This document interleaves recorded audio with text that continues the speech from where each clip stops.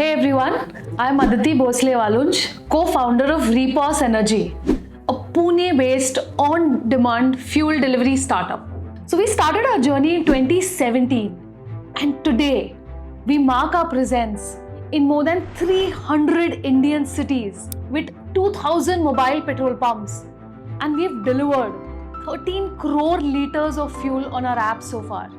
Ever wondered what it takes to build a thriving startup? Well, let me tell you our story. Just like many of you, we started from scratch with big dreams and a determination to make a difference.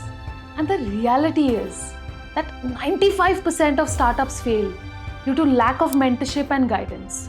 We faced it too.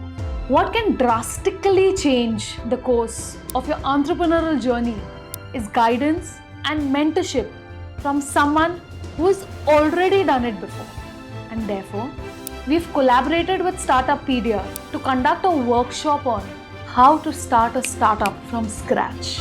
Because we believe that we all can learn from each other and contribute to the startup ecosystem. So, what are you waiting for? Join us and let's ignite your entrepreneurial journey together. Register now and let's make waves in the industry. Thank you.